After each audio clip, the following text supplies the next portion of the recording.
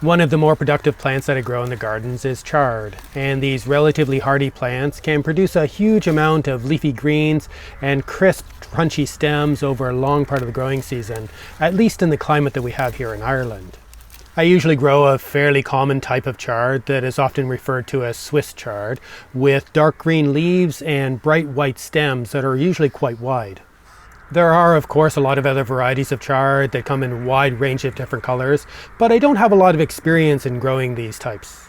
So last year I decided to do a trial of a range of different varieties of chard in 2 of the main gardens with plants that I left overwintering to see how they would also produce in the spring.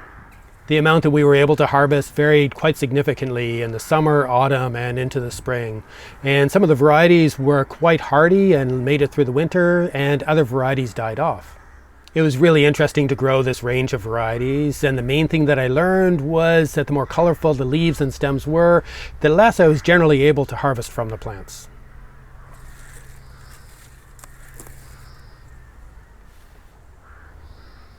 Like many plants, there are different ways to be able to grow chard depending on your context and the size of the leaf that you want to harvest.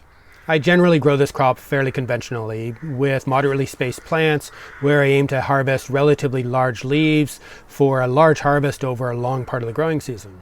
This crop could also be grown for salad greens or even microgreens. I don't have a lot of experience with either, but it's something that I do want to explore. I typically direct sow or transplant in a large batch of these plants in this late spring or early summer with the aim of getting a relatively large harvest in the summer and autumn. If I can give these relatively hardy plants some protection from the wind, they can produce quite well over the winter, but I usually look forward to the fresh growth of the spring before the plants bolt or go to seed. If I sow them at the right time and give them adequate care, these chard plants can produce a steady supply of valuable greens for many months of the year, and they're one of the more reliable crops in the gardens with very few disease or pest issues. Over the last few years, I've collected seeds from 9 different varieties of chard from different suppliers.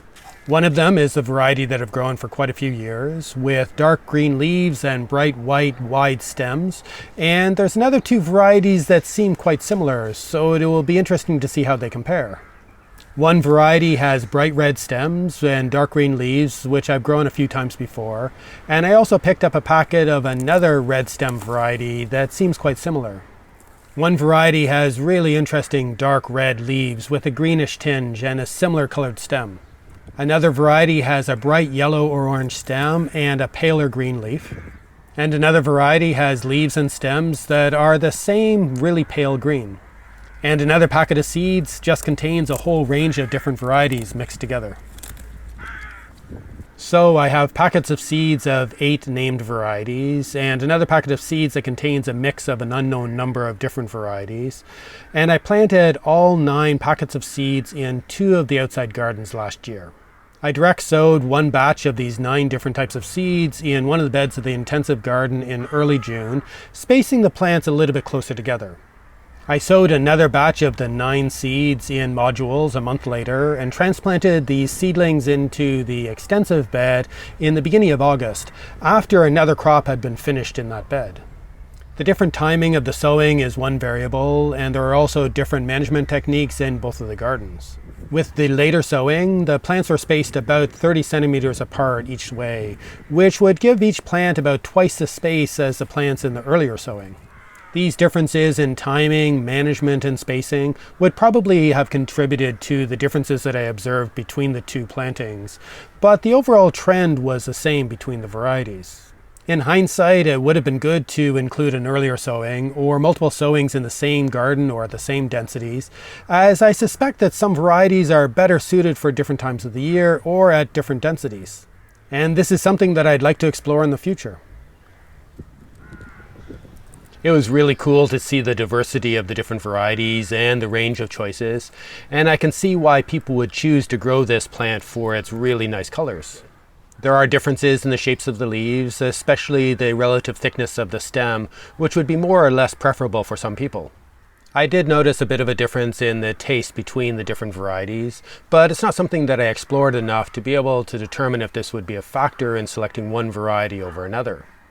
The early sowing of these 9 different varieties or selections produced a fair amount in August, and most of the plants continued to produce into November, with some producing better than others. Of course, we weighed all the harvests from all the different varieties, and found that the variety with the dark red leaves and stems produced the least out of all of them. It was an interesting looking plant, but not very strong, and seemed to struggle later in the season. And there was one off-type plant from this seed packet, and I suspect that this variety is not very stable. The 2 varieties that had quite similar bright red stems and green leaves were really beautiful, but not very productive. The plants with the pale green leaves and stems were also not very productive, and this variety is not so interesting to me. The set of plants that came from the seeds that contained a mix of different varieties produced overall quite well, but mainly because some of the plants produced much more than others. And this type of mix is really interesting to grow if you want that kind of diversity. The plants with the bright yellow or orange stems were surprisingly productive, and the leaves were really beautiful and in quite good shape, and I think this is one variety that is worth growing again. The 3 Swiss chard type varieties with the broad white stems and the dark green leaves were all fairly similar. There were slightly different yields, and there seemed to be different growth habits between the varieties, and 2 of them seemed to be more productive later in the season, which can be really useful.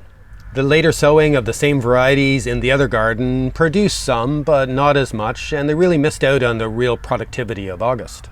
With a smaller harvest from this garden, it was more difficult to compare the different varieties, but it was interesting to see that the 2 red stem varieties produced comparatively well. I stopped harvesting from all these plants in November as the leaves were in rough shape with the slow growth and the higher winds, and I left them uncovered outside over winter. I wanted to see how well the different varieties would survive, and a lot of the plants were killed off in a winter that wasn't overly cold. And other plants seemed fine. They had a lot of damage to the outer leaves, but the inner core of leaves still seemed fine. I cleaned up all the plants in February, which is sort of the end of our winter, and I covered the full bed with a crop cover over some pipe hoops to keep out the wind, hoping to get a better quality harvest of leaves in the spring. By April, it was obvious that most of the plants from the more colorful varieties were dead. There were still a few plants surviving, but there wasn't a lot to harvest from them, and it wasn't really worth keeping at least 4 of the varieties over winter.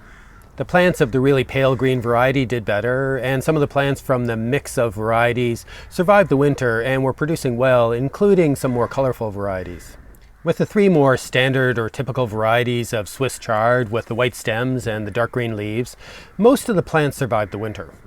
And the plants of 2 of these varieties produced really well in April and into May with really strong growth and lots to harvest. And the plants from both of these varieties bolted or started to go to seed significantly later than the other varieties, which is a really useful characteristic. I could have harvested more from these plants in the spring, picking the leaves more frequently to get better quality leaves and potentially bigger harvests. I could also have cut back the bolting stem or the new flower shoot that was developing to encourage the plant to produce more leaves, but I wanted to see how each of the plants in these varieties reacted without this intervention, and I also needed to clear the bed of all these plants to be able to grow another crop. The other batch of plants that were sown later in the other garden were essentially similar, with a lot of the plants not surviving the winter. But I had to remove the plants in April to make way for another crop, so I didn't get the most out of these overwintering plants. If I wanted to grow chard plants that produce the most over a longer period of time, especially in the spring, then it's obvious that the more typical white stem varieties would be a better choice, at least based on this trial. 2 of these varieties seem to produce better than the third, and I suspect that these 2 varieties are very similar, if not the same variety, just with slightly different names because the seeds come from countries with different languages. And it is amazing to be able to harvest over 1.5 kilograms of leaves and stems from each of these plants, which is a really big harvest. If I was to select a more colorful variety to grow as well, I'd probably pick the one with the bright yellow or orange stems, at least based on this limited trial.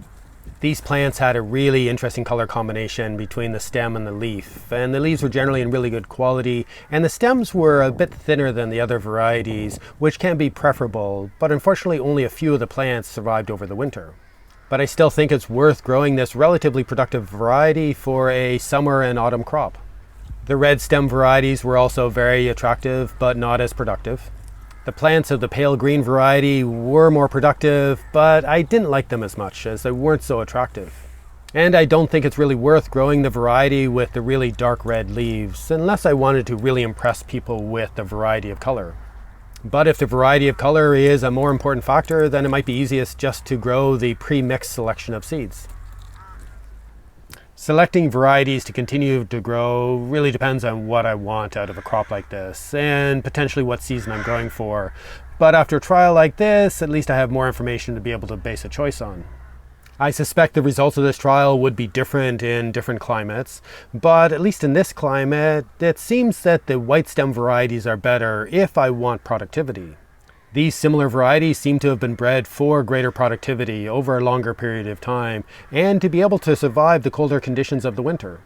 The other varieties are bred for their color, obviously, but this color seems to come at the cost of productivity and potentially robustness or hardiness so that they don't last so well over the winter.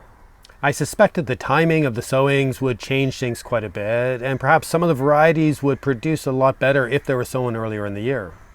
And growing the chard plants closer together and harvesting the leaves at a smaller size would probably suit some varieties more than others.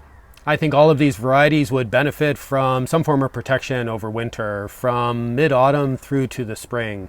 This could be a crop cover over structural hoops, or a movable cold frame, or simply growing these plants in a polytunnel. Even a little bit of protection from the harsher conditions of the winter could help a lot more of the more colorful plants survive and become more useful plants, producing in the spring and potentially producing a lot more overall.